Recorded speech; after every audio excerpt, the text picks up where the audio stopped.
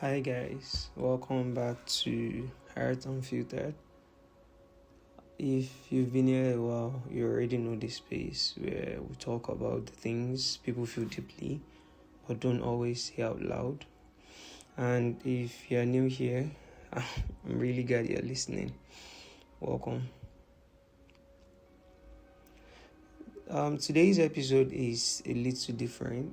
We are stepping slightly away from mental health to talk about something that quietly shapes it, something that creeps into our friendships and relationships without us even realizing it. It started with a post I saw the other day. It said, I don't know how to explain this, but you are largely alone in the journey of life. People can be there for you to the capacity they have because they too have their lives to live. And that hits me because it's true. As much as we want to believe that love, friendships, or family can hold us together completely, they can't.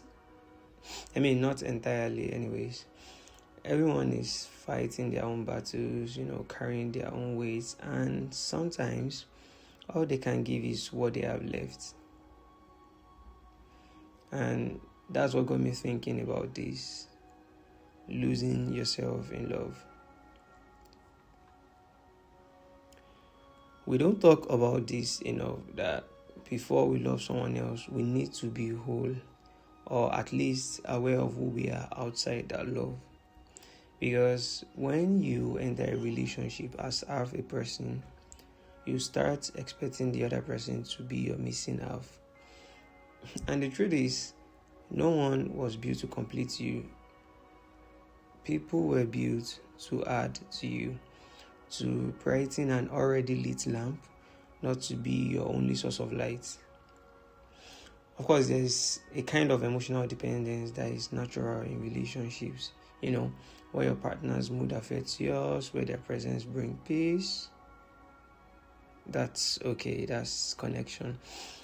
But then there is another kind, the one where you stop existing outside them, where if you're not talking, you don't know who you are anymore, where your hobbies fade, your social circles shrinks, and your entire life becomes a mirror of theirs.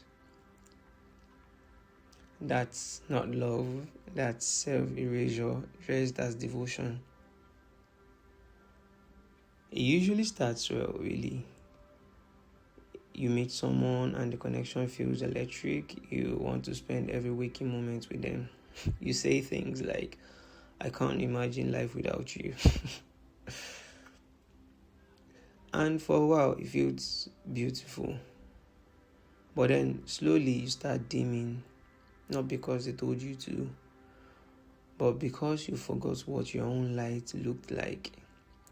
You stop hanging out with your friends as much. You stop doing things that used to make you happy alone. And before you know it, you are no longer a person in love. You are a person made of love and nothing else. So, why does this happen? Why do people let love take over their world? Sometimes it's emotional validation, that's intensity, that constant attention, feels like proof that you are wanted, that you are enough. Sometimes it's insecurity or past neglect, chaos feels familiar and peace feels boring or even empty. Sometimes it's cultural conditioning, movies, music, and social media tells us that love has to be dramatic to be real. And sometimes it's a fear of stillness. The quiet moments alone feel uncomfortable because we've only known love through intensity. It's not bad or selfish, it's human. But if unchecked, it slowly erodes individuality, and that's when love starts to feel heavy instead of uplifting. When someone becomes your only source of happiness, it starts to feel like pressure, like responsibility. your partner begins to feel like they are walking on eggshells, afraid to disappoint you or not show up enough. And sometimes that pressure turns into quiet resentment, not because they stopped loving you, but because they stopped recognizing themselves in the relationship too. Then little things start turning into big things, Silence turns into arguments, comfort turns into irritation. And the saddest part is not that either of you were bad people, it's that somewhere along the way, individuality left the room. But it doesn't just end there, because when you lose yourself in love, it also spills into your other relationships, The ones that remind you who you were before the relationship. You start neglecting your friends, you start missing birthdays, hangouts, inside jokes. Not because you stop caring, but because in your head, they will understand. And for a while, they do, they give you space, they're happy for you. But slowly, that distance starts to feel like absence. They stop checking in as much. Conversations turn from how are you to you've changed. And the truth is, maybe you have.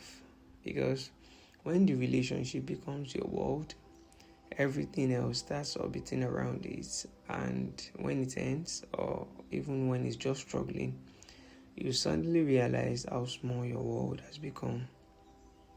You want to run back to your friends, but it's hard. Not because they don't love you, but because they had to get used to life without you. Friendships and love shouldn't compete, but they both need you to show up fully, not halfway, not conditionally. There's a thin line between emotional dependence and obsession, between we and only us. Healthy love lets you breathe. It makes room for solitude, for friendships, for the small joys that belong only to you. But obsession, it suffocates both people slowly. Because love should never make you forget yourself. It should make you remember yourself better. So how do we change this? It's simple really, but it's not easy. You have to learn to be happy alone. Not because you don't need anyone, but because you want to bring happiness into something, not take it from something. Keep your hobbies alive, maintain your friendships, take alone time without guilt. And most importantly, communicate when you feel off. Not by clinging tighter, but by speaking honestly. Because love is not meant to, complete you. It's meant to expand you. Maybe more than half means realizing that love isn't supposed to fill your emptiness. It's supposed to overflow your wholeness. Because the truth is, you should already be enough before they came. And if the love is right, it will only remind you of that. So maybe ask yourself tonight, when was the last time you did something that made you happy? Just you.